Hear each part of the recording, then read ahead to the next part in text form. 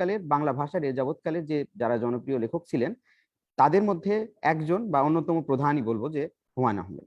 কিন্তু আমরা লক্ষ্য করব এখন যে হুমায়ুন আহমেদের যে জনপ্রিয়তা সেটা অন্তঃসার শূন্য যে রোমান্টিক বা চটুল কাহিনী লিখে সেই জনপ্রিয়তা তিনি অর্জন করেননি। আবার আমরা দেখবো যে জনপ্রিয় সাহিত্যের একটা অন্যতম রেসিপি যেটা বিশ্ব সাহিত্যেই, সেটা হচ্ছে যৌনতার অকারণ অকারণ প্রয়োগ, যেটি হুমায়ুন আহমেদ তার সাহিত্যে কখনোই করেননি। তাহলে এখন প্রশ্ন আসে যে হুমায়ুন আহমেদ কি লিখলেন যে তিনি এত জনপ্রিয় হলেন? কারণ এর বাইরে জনপ্রিয় সাহিত্য বলতে আমাদের কিন্তু ধারণা এই খণ্ডিত যে এইগুলো করে জনপ্রিয় হওয়া যায়। আমরা দেখবো যে হুমায়ুন আহমেদ মোটামুটি ভাবে যদি বলি যে বাংলা সাহিত্যের যে বাংলাদেশ হয়ে ওঠার পরে, মুক্তিযুদ্ধের পরে যে বাংলাদেশের নগর গড়ে উঠছে, যে নাগরিক জায়গাটি তৈরি হচ্ছে একটু একটু করে ৭০-এর পরে। কারণ তিনি ৭২ সালেই, মুক্তিযুদ্ধের সময় তিনি লেখা শুরু করেছেন, তার আগ দিয়েই, কিন্তু ৭২ সালেই তো নন্দিত নরক প্রকাশিত হচ্ছে। তো বাংলাদেশের সাহিত্যের যে ঐতিহ্য, সেখানে আমরা দেখব নগর জায়গাটি অনেক অংশেই অনুপস্থিত ছিল। এবং নগরের যারা সাহিত্য নিয়ে লিখছেন, বিশেষ করে আমরা নাগরিক কবি কয়েকজনকে বলতে পারি, নাগরিক সাহিত্য এসছেন নানাভাবে, কিন্তু সেখানে নাগরিকের মধ্যবিত্ত নাগরিক এবং একটু উচ্চবিত্ত নাগরিকদের প্রসঙ্গ আসছে। কিন্তু হুমায়ুন আহমেদ যেটা করলেন, নগরের মধ্যেই শহরে নিম্নবিত্ত, এই শহরে নিম্নবিত্তকে তিনি কিন্তু সাহিত্যে তার উপজীব্য করলেন। এবং তারপরে আমরা দেখি যে তার যে সৃষ্টি, তার গুরুত্বপূর্ণ সৃষ্টি থেকে যদি দেখি যে শহরে মধ্যবিত্তকে যারা নিম্নবিত্তকে উপজীব্য করে নন্দিত নরকের কথা আমরা বলছি, যে উপন্যাসটির কথা পড়ে একেবারে একজন তরুণ সাহিত্যিক সম্পর্কে আগ্রহ প্রকাশ করেন, বিপুল উচ্ছ্বাস প্রকাশ করেন আহমদ শরীফ, আমরা জানি, যিনি আমাদের বুদ্ধিজীবী প্রাজ্ঞজন। এবং সেই উপন্যাসটি প্রকাশের জন্য যাতে প্রকাশকের কাছে বলা যায় যে এক ধরনের গিয়ে অনুরোধ করেন আহমদ ছফা, তিনিও আমাদের একজন জাতীয় বুদ্ধিজীবীদের একজন। তো তাদের কিন্তু প্রথম উপন্যাস থেকেই তাদের কিন্তু তিনি দৃষ্টি আকর্ষণ করতে সক্ষম হয়েছেন। তারপর আমরা জানি যে তার যে এই উপন্যাসটি পড়েই তাকে যে বলা হচ্ছে, এই কথাটি খুব গুরুত্বপূর্ণ আহমদ শরীফের এই ব্যাখ্যাটি, যেটি আমি পরবর্তীতে যোগ করবো, যে নতুন জীবন দৃষ্টি নিয়ে আসতেন হুমায়ুন আহমেদ প্রথম উপন্যাসেই পড়ে আহমদ শরীফ বলছেন। এবং তিনি বলছেন অভিনব রুচি, খুব গুরুত্বপূর্ণ এক একটি শব্দ, চেতনার নতুন আকাশ, কুশলী স্রষ্টা, সুনিপুণ শিল্পী, দক্ষ রূপকার। হুমায়ুন আহমেদকে যদি আমরা এখন দেখতে যাই একটু পরেই, তখন দেখবো যে এইগুলো কিভাবে হুমায়ুন আহমেদ তার সাহিত্যের এবং তার যে সৃষ্টিশীলতার, তার সেটি নাটক হোক চলচ্চিত্র হোক, কিভাবে প্রয়োগ করেছেন। এরপরে আমরা জানি হুমায়ুন আহমেদ নন্দিত নরক, শঙ্খনীল কারাগার, জোছন ও জননীর গল্প, মধ্যাহ্ন, বাদশাহ নামদার, দেয়াল, এই উপন্যাসগুলো মূলত আমরা যখন একাডেমিক পর্যায়ে আলোচনা করি এই উপন্যাসগুলোর প্রসঙ্গ আসে। কিন্তু আমি আজকে এই আলোচনা থেকে ইচ্ছাকৃতভাবে এই উপন্যাসগুলো থেকে একটু সরে যেতে চাই। আমি যেতে চাই হুমায়ুন আহমেদের সেই জনপ্রিয়তার জায়গাতেই, যে তিনি জনপ্রিয় সাহিত্য, তার যে মূল্যবান সাহিত্য, এবং সেটিকেও আমরা একাডেমিক পাঠ্য করতে পারি, সেই জায়গা থেকে আমি একটু কথা বলতে চাই। যে আমরা যদি দেখি যে হুমায়ুন আহমেদ, আমরা বলছিলাম যে নিম্ন মধ্যবিত্ত বা একেবারে নিম্নবিত্ত যে নাগরিক জীবন বা শহরে মানুষ, তাদেরকে তিনি তার সাহিত্যে উপজীব্য করছেন। এবং আমরা দেখব যে আরেকটি বিষয়, গুরুত্বপূর্ণ বিষয়, যে হুমায়ুন আহমেদ যখন সাহিত্যে আলোচনা করছেন ৭০ দশক, ৮০ দশক, ৯০ বা তার মৃত্যুর আগ পর্যন্ত, তখন কিন্তু তিনি তার যে শিল্পী সত্তা, সেই শিল্পী সত্তা দিয়ে তিনি কিন্তু সমাজের একটা প্রতিবাদী ভূমিকা, মানে আমি জনপ্রিয় সাহিত্যের জায়গা থেকে আমরা অনেক সময় সিরিয়াস সাহিত্যকে আলাদা করি এই অর্থে যে সিরিয়াস লেখক যারা, তারা সমাজের অসঙ্গতি নিয়ে লেখেন, রাজনৈতিক অসঙ্গতি নিয়ে লেখেন, ধর্মীয় যে নানান রকম অসঙ্গতি সেইগুলো নিয়ে লেখেন। কিন্তু যারা জনপ্রিয় সাহিত্যিক, তারা কৌশলে এগুলো এড়িয়ে যান। এই তো আমাদের একটা মোটামুটি ভাবে অভিযুক্ত করি আমরা এইভাবে। কিন্তু হুমায়ুন আহমেদকে আমরা দেখব যে তার যে জনপ্রিয় সাহিত্য, আমরা যে উপন্যাসগুলোর কথা বললাম সেগুলো আমরা সবাই জানি, যেগুলো বাংলাদেশের ইতিহাস রাজনীতির ক্ষেত্রে খুব গুরুত্বপূর্ণ উপন্যাস। আমি সেই টেক্সটগুলোকে বাদ দিয়েও দেখছি যে তার যে সাহিত্য, সেই সাহিত্যে তার প্রধানতম উপকরণ হচ্ছে শ্লেষ, স্যাটায়ার। এবং এই স্যাটায়ার গুলো তিনি এমন ভাবে করছেন যে প্রতি মুহূর্তে তার সমাজকে, তার সময়ের রাজনীতিকে, তার সময়ের যে মানুষের ধর্মাচার, মানুষের যে নানান রকম ভণ্ডামি, এইগুলোকে তিনি ইঙ্গিত দিচ্ছেন। এবং ইঙ্গিত পূর্ণ করছেন এমন ভাবে যে মনে হচ্ছে যেন তিনি আসলে হালকা চালে বলছেন, কিন্তু এত সাংঘাতিক যে কখনো কখনো মনে হয় যে এটা প্রত্যক্ষভাবে বললে তার বিপদ হতে পারত। হুমায়ুন আহমেদ যদি প্রত্যক্ষভাবে কথাগুলো সরাসরি বলতেন, হুমায়ুন সেটা না করে তিনি অনেক সময় নানান রকম কৌশল অবলম্বন করছেন, যেটা লিটারেচারে আমরা হয়তো অনেক সময় বলি অ্যালিগরির আশ্রয়ে বলা, আমরা অনেক সময় বলি স্ট্রাকচারাল একটা আয়রনি বলি, যে আয়রনির মধ্যে দিয়ে প্রকাশ করা। এইগুলো হুমায়ুন আহমেদ করছেন। যেমন তিনি একবার আমরা জানি যে টিয়া পাখির মুখ দিয়ে তিনি বলছেন যে তুই রাজাকার। কোন সময় বলছেন? যখন রাজাকার শব্দটি উচ্চারণ করা রীতিমতো বলা যায় যে এটা এর থেকে বিপজ্জনক শব্দ তখন ছিল না। হুমায়ুন আহমেদ কিন্তু বলছেন কিন্তু তার সেই বহুব্রীহি বা তার জনপ্রিয় সাহিত্যের আদলেই, স্ট্রাকচারের মধ্য দিয়ে তিনি কিন্তু মুক্তিযুদ্ধ উপন্যাসের এই কথাটি আসছেন। আমি বলতে চাচ্ছি যে তার জনপ্রিয় সাহিত্য কতটা গুরুত্বপূর্ণ। এবং আমরা দেখব যে হুমায়ুন আহমেদ তার সাহিত্যে একটা গুরুত্বপূর্ণ চরিত্র সৃষ্টি করেছেন, হিমু চরিত্র। এবং এই হিমু চরিত্রকে যদি আমি দেখি, যে হিমু চরিত্রটা আমাদের সাহিত্যে, আমি তাকে বলি যে নাগরিক বাউল হিমুকে। কারণ হিমুর একটা নির্দিষ্ট জীবন আচরণ আছে। হিমু চাকরি করে না, একটা নির্দিষ্ট পোশাক পরে, হলুদ রঙের পাঞ্জাবি পরে, এবং খালি পায়ে শহরে ঘুরে বেড়ায়। এবং তার যে জীবন আচরণ অনেকটাই বলবো যে বাংলার ওই রকমই অস্বাভাবিক। সেটি বাউলদের যেরকম একটা নিজস্ব তরিকা আছে, হিমু একটা নিজস্ব জীবন আচরণ স্টাইল দাঁড় করাচ্ছেন। এবং হিমু একটা পাগলের মতো করে, ওই যে বললাম অস্বাভাবিক, খুব সাধারণ মানুষ নয় সে। তার মধ্য দিয়ে হুমায়ুন আহমেদ যেটা অবলম্বন করছেন, যে গল্প বলার জন্য অনেক সময় লেখকদের কৌশলের আশ্রয় নিতে হয়।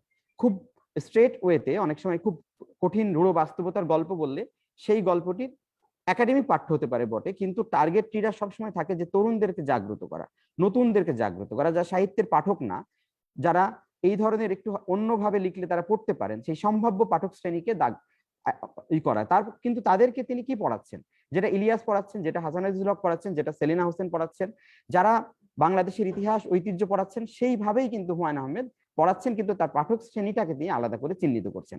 এবং হিমুর মধ্যে দিয়ে আমরা দেখি যে, হিমুকে যদি আমরা দেখি, সবচেয়ে বেশি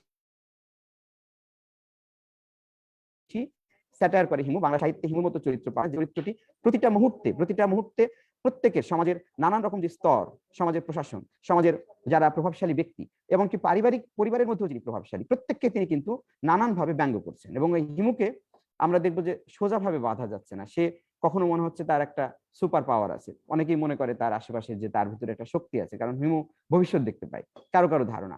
আবার কারো কারো ধারণা সে পাগল।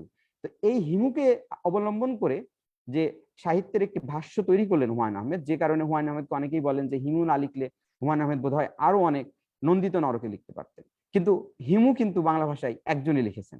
নন্দিত নরকের মতো উপন্যাস আমাদের যদি ধারাবাহিকতায় দেখি, খুব সিরিয়াস ধারার উপন্যাস, ইলিয়াস থেকে শুরু করে শওকত আলী, শওকত ওসমান, অনেকেই লিখছেন, কিন্তু একজন হিমু চরিত্র কিন্তু আমরা বাংলা সাহিত্যের সমস্ত ইতিহাস জুড়ে কিন্তু একজনকেই পাচ্ছি, যিনি হিমু চরিত্রটা এনেছেন।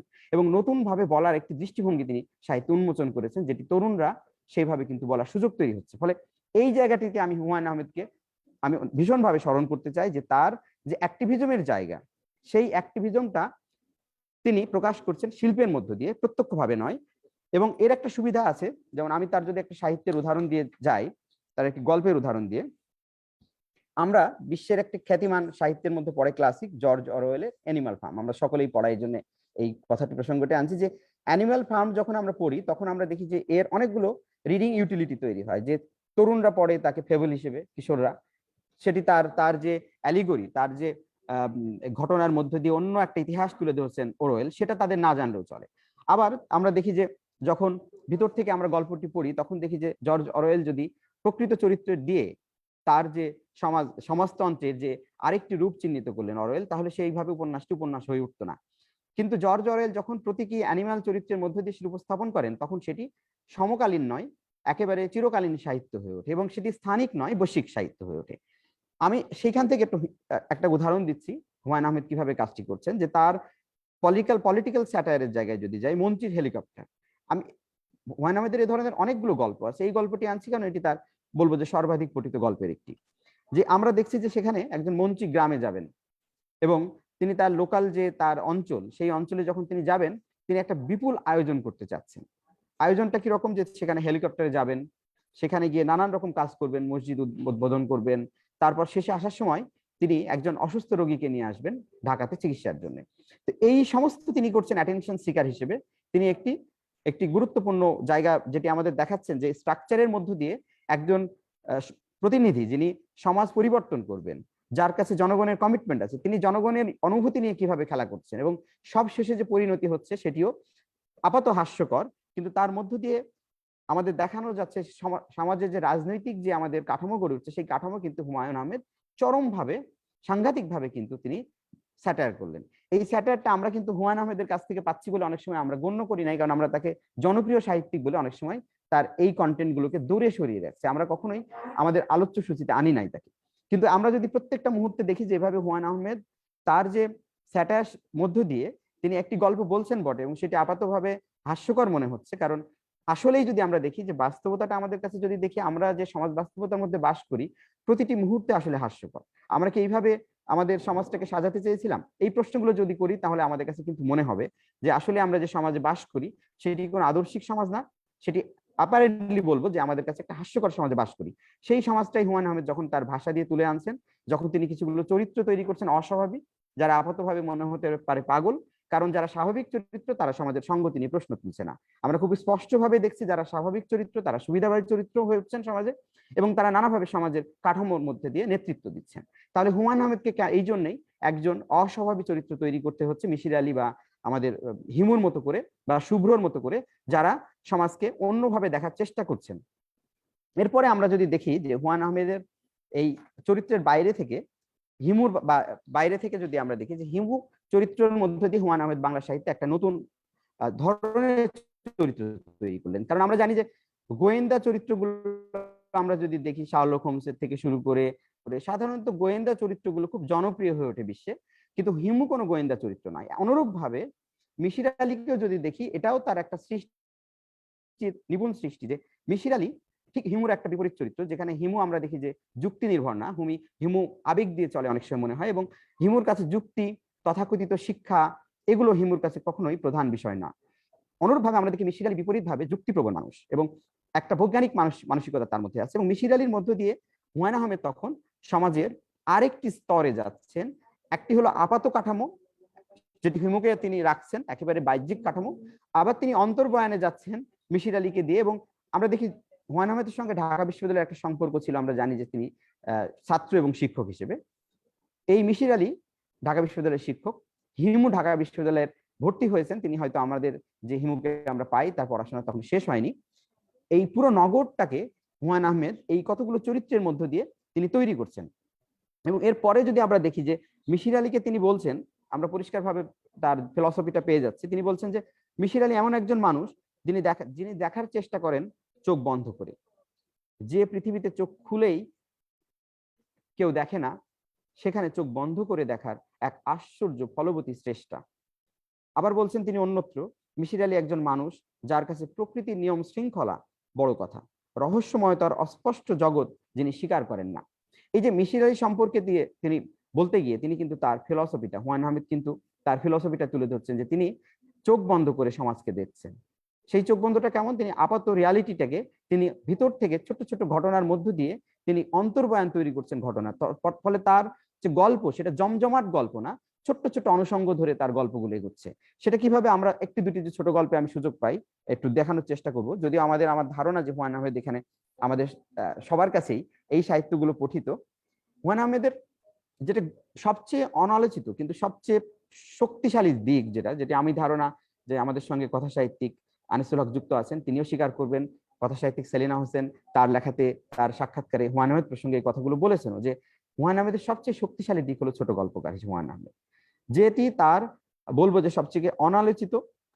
কারণ হুমায়ুন আহমেদ নিজেও বলছেন যে আমি সাহিত্য চর্চার একেবারে অনুভূতির জায়গা থেকে যে জিনিসটা লিখি সেটি ছোট গল্প। তিনি একটি বইয়ের ভূমিকাতে বলছেন, এবং তিনি বলছেন যে ছোট গল্প লিখতে আমার কখনো ক্লান্তি আসে না, মনে হয় নিজের আনন্দে লিখছি ছোট গল্প। তো হুমায়ুন আহমেদের এই ছোট গল্পের জায়গাটাতে আমি এই জন্য যেতে চাই যে যে অন্তর্বয়নের কথা বললাম, যে ছোট ছোট জায়গা ধরে আবারও সেই সমাজকে স্যাটায়ার করা, যেখানে আমরা হুমায়ুন আহমেদকে সবসময় বলে থাকি বাহ্যিকভাবে যে তিনি পলায়ন পর, তিনি জনপ্রিয়তার পিছনে ছুটছেন, তিনি সমাজ থেকে দূরে চলে যাচ্ছেন। সেইখানে হুমায়ুন আহমেদ কিভাবে সমাজের মধ্যে প্রবেশ করছেন এবং সেটি সাংঘাতিক ভাবে, সেটি দেখার জন্য ছোট গল্পে যাওয়া আমাদের প্রয়োজন। যে তার দু তিনটি ছোট গল্পের কথা যদি বলি, তার সমস্ত ছোট গল্পই তাই। বিশেষ করে খাদক, চোর এবং সংসার গল্পটির আরেকটি নাম আছে ইঁদুর। যদি আমি খাদক গল্পটির কথা বলি, যে একজন মানুষ যার খাবার কিনে খাবার এবিলিটি নাই, তার আবার খাবার খাওয়ার একটা দক্ষতা আছে। এই যে এটাও কিন্তু এক ধরনের আইরনি অফ নেচার বলি, আইরনি অফ এই যে আমাদের সমাজের যে বাস্তবতাটা বলি, যে তিনি প্রচুর খেতে পারেন কিন্তু তার সামর্থ্য নাই, তিনি একেবারে নিম্ন বর্গীয় মানুষ, নিম্নবিত্ত মানুষ, তার সন্তানদের তিনি খাওয়াতে পারেন না, কিন্তু তাকে মানুষজন দাওয়াত করে নিয়ে যাওয়া হয়। কেন? সেটাও হাস্যকর অ্যাপারেন্টলি, যে বিয়ের আসরে নিয়ে যাওয়া হচ্ছে যাতে বরযাত্রী হিসেবে যাচ্ছেন এবং গিয়ে কন্যা পক্ষকে বিব্রত করা হবে। বিব্রতটা কে করবে?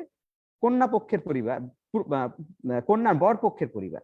কাকে বিব্রত করবে? কন্যা পক্ষের পরিবারটা। দেখুন, যারা যে মুহূর্তে বিবাহ বন্ধনে দুটো পরিবার আবদ্ধ হচ্ছে একটি সম্পর্কের মধ্যে দিয়ে, সেই সম্পর্কের ফাঁকটি কোথায়? সম্পর্কের ফাঁকটি কিন্তু খুব ব্যঙ্গ করে হাস্য মানে সহাস্যে কিন্তু উপস্থাপন করছেন হুমায়ুন আহমেদ, যে সম্পর্কটা তৈরি হচ্ছে কিন্তু একটা প্রবঞ্চনার মধ্যে দিয়ে।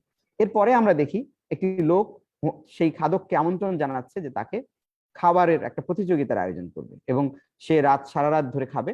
সন্তানরা সেখানে দর্শক হিসেবে থাকবে, যে সন্তানরা খেতে মানে হাড্ডিসার যারা খেতে পায়নি তারা দেখবে বাবা খাচ্ছেন, এবং বাবাও সন্তানদের মুখের দিকে না তাকিয়ে গোগ্রাসে গিলতে থাকবেন। এই যে সমাজের একটা ক্লাস তিনি দেখাচ্ছেন, যে সমাজের একটা অংশ আরেকটি অংশকে, আমরা যদি দেখি যে বায়োলজিক্যালি ফাদার আর যদি নাও হয়, সমাজের মানুষের তো একটা বন্ধন আছে, আর একটা শ্রেণী কিভাবে গোগ্রাসে গিলে যাচ্ছে আরেকটা শ্রেণীর দিকে না তাকিয়ে। এবং এই মানবিক সম্পর্কটারও দেখাচ্ছেন হুমায়ুন আহমেদ পিতা পুত্রের সম্পর্কের মধ্য দিয়ে। তো এটি আমাদের কাছে অসহনীয় হয়ে ওঠে এই গল্পের কাহিনী। তারপর আমরা যদি দেখি যে তার যে চোর গল্পটি, চোরকে ধরা হয়েছে, তাকে অদ্ভুতভাবে হুমায়ুন আহমেদ এই জিনিসগুলো তৈরি করতেন, যে অদ্ভুতভাবে তাকে বিচার করা হবে, যে তার যে সাজা সেটি হলো তার খেজুরের কাঁটা দিয়ে তার চোখ তোলা হবে। এবং যে চোর সে খুব আশা মানে ইতিবাচক ভাবে অপেক্ষা করছেন, যেহেতু গ্রামের মানুষজন জমায়েত হবে এক জায়গায়, তারা কেউ না কেউ নিশ্চয় এই বর্বর এই যে তার যে বিচার করা হচ্ছে নিশ্চয়ই তার প্রতিবাদ করা হবে এবং তার চোখটি তোলা হবে না। তিনি মানুষের প্রতি তার আস্থা বিশ্বাস জায়গাটি কিন্তু অটুট থাকছে তার চোরের। একজন চোর মানুষের প্রতি কিন্তু আস্থাশীল, মানুষের মানবিকতার প্রতি কিন্তু সে তখন পর্যন্ত তার ওই বিশ্বাসটা আছে। কিন্তু বিপরীতে আমরা কি দেখি, মানুষ আরো উৎসাহ নিয়ে সেখানে যাচ্ছে, কারণ তারা কখনোই দেখেনি খেজুর কাটা দিয়ে কিভাবে চোখ তোলা হয়, তারা দেখতে চায়। তার মানে তারা ঘটনা আরো বেশি টনিক হিসেবে কাজ করে, তারা ঘটনাটা চায় যে ঘটুক।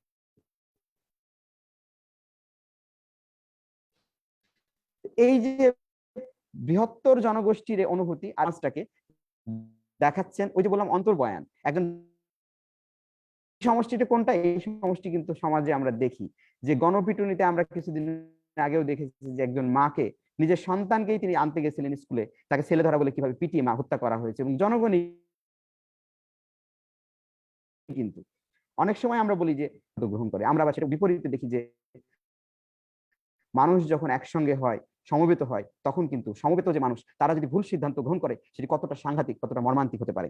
আমি আরেকটি গল্পের সঙ্গে যাচ্ছি, শেষ করব, বেশি দীর্ঘ আলোচনা করার সুযোগ নেই, কারণ আমি নিজেও শুনতে চাই আমাদের শ্রদ্ধেয় সভাপতি মহোদয় যিনি আছেন তিনি হুমায়ুন আহমেদ সম্পর্কে কি বলেন, এবং আনিসুল হক তার যে অবজারভেশন সেটি শুনতে চাই, এবং একই সঙ্গে সুব্রত ভৌমিক আমাদের সঙ্গে আছেন, তারও যে পাঠ প্রতিক্রিয়া সেটিও আমি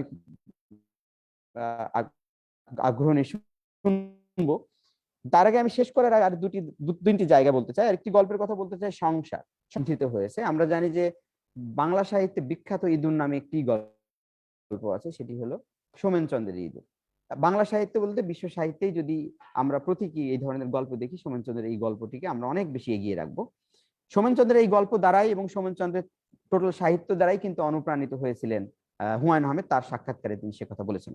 তো ইঁদুর গল্পটিতে আমরা দেখি যে ঢাকাতে সোমেন চন্দ্র দেখাচ্ছিলেন, সোমেন চন্দ্রের সেটিংও ঢাকা গল্পের, কিন্তু এই গল্পটি আরো বেশি সময় আমাদের সময়ের সঙ্গে, বিশেষ করে আমি বলবো যে মুসলমান বাঙালি যেটা যদি বলি নির্দিষ্ট করে কোট করে, কেননা এই গল্পে যিনি চরিত্র একটা তারা ক্যানেলের মধ্যে থাকে ঢাকা শহরে, তার স্ত্রী তিনি সংসার চালানোর জন্য সেই যে পুরুষ সংসারের তার কোনো অবদান নেই, তিনি সন্তানকে একটা ইঁদুর ধরে দিয়েছেন এবং ইঁদুরের যে একটা লেজে সুতো বেঁধে দিয়েছেন। সন্তানের কাজ হচ্ছে সারাক্ষণ ইঁদুরটাকে ওই সুতো দিয়ে সারাক্ষণ খেলানো, তাকে কষ্ট দেওয়া, তাকে নিয়ে নানান রকম খেলা করা। সংসারে খাবারের জোগাড় যন্ত্র নেই। মা বের হয়েছেন, মা কিছুক্ষণ পরে একজন পরপুরুষকে বা অন্য একজন অপরিচিত লোককে নিয়ে আসেন এবং তাদেরকে বলেন কিছুক্ষণের জন্য বাইরে যেতে। বাবা বাইরে আসেন এবং বাবা চিন্তা করেন যে তিনি একটা রিক্সা চালাতে পারতেন, কিন্তু রিক্সা চালালে তার সংসারে তার সমাজে সম্মান থাকবে না, কারণ রিক্সা চালককে কেউ সম্মান দেখায় না। কিন্তু স্ত্রী এদিকে কিন্তু অন্য একজন পুরুষকে নিয়ে এসেছেন, তাদের সংসারটা তাদের কোনোভাবে চালাতে হবে, তাদেরকে খাবার খেতে হবে এই জন্যে। কিন্তু বিপরীতে তার স্বামীর চিন্তা ভাবনা হচ্ছে তিনি স্বর্গে যাবেন কতদিন কিছুদিন পরেই, এবং স্বর্গে গিয়ে তার খুব আফসোস হচ্ছে তার স্ত্রী স্বর্গে যাবে না, কারণ কি তার স্ত্রী যে পেশা অবলম্বন করেছে সেটি গর্হিত অপরাধ, গর্হিত পাপ। ফলে তার খুব খারাপ লাগে যে তার স্ত্রী তার সঙ্গে স্বর্গে যাবেন, এবং তিনি এটাও মনে করেন যে তাকে স্বর্গে তিনি নেওয়ার জন্য আল্লাহর কাছে প্রার্থনা করবেন যে আল্লাহ যেন তাকে মাফ করে দেন, কারণ তিনি স্বামী হিসেবে তাকে মাফ করে দিয়েছেন। এই গল্পটা আমার মনে হয় এর ব্যাখ্যা বিশ্লেষণ প্রয়োজন নেই, আপাতভাবে গল্পের মধ্যেই পুরো বুননটা আছে। একই সঙ্গে সমাজ, একই সঙ্গে আমরা ধর্মটাকে কিভাবে ব্যবহার করি, একই সঙ্গে নারীদেরকে আমরা কিভাবে ব্যবহার করি, এবং নারীদের আসনটা আমরা কিভাবে ফিক্সড করে রেখেছি আগে থেকে, এবং তার যে কন্ট্রিবিউশন সংসারের জন্য সে যে কাজটি করছে সেটিকে আমরা কিভাবে অবমূল্যায়িত করছি। তো নানানভাবে এই গল্পটি ব্যাখ্যা করার আছে। বাংলা সাহিত্যে যদি আমরা অল্প কয়েকটি গল্পের কথা বলি, আমার মনে হয় যে গল্পটির হুমায়ুন আহমেদের গল্প হিসেবে অনালোচিত, খাদক এবং চোরের থেকে কম আলোচিত, সেই গল্পটি আমার কাছে মনে হচ্ছে যে এই ইঁদুর বা সংসার যে নামে বলি না কেন, এটি আমাদের অন্যতম প্রধান গল্প বলবো আমাদের সাহিত্যের, বিশেষ করে স্বাধীনতোত্তর সাহিত্যের।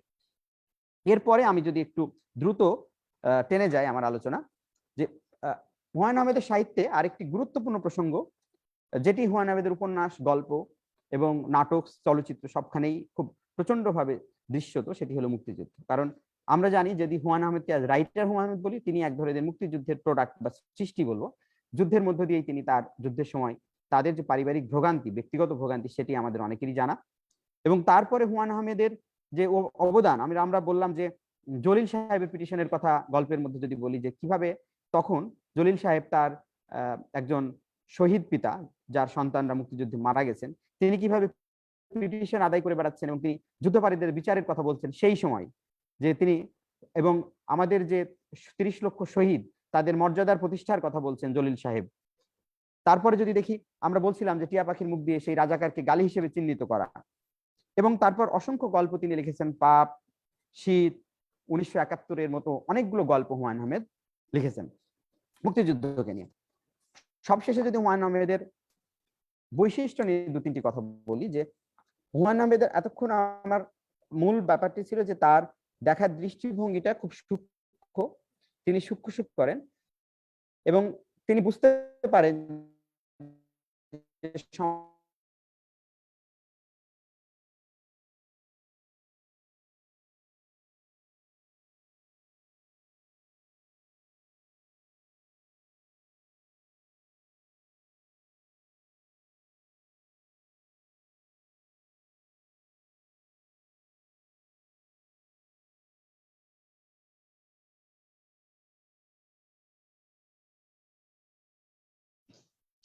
সাউন্ডের প্রবলেম আছে, শব্দ শোনা যাচ্ছে না।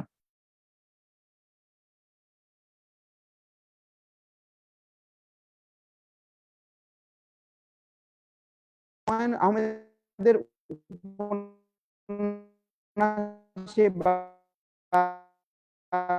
গল্পে, নাটকের চরিত্রে কোনো চরিত্রই শেষ পর্যন্ত গৌণ চরিত্র থাকে না, কারণ তাদের প্রত্যেকের একটা গুরুত্ব। এই প্রেম বলতে সে কি বোঝে, তখন সে আবার বলে দিচ্ছে চমৎকার বলে, প্রেম বা ভালোবাসা হচ্ছে এক ধরনের লজ্জা বা শরম। এই যে তার একটা অন্যরকম উত্তর আসছে, এই হুমায়ুন আহমেদ এই ছোট ছোট করে প্রত্যেকের যে অনুভূতি, সেটাকে তিনি রিড করতে পারতেন, এটি তার একটা বিশেষ ক্ষমতা ছিল।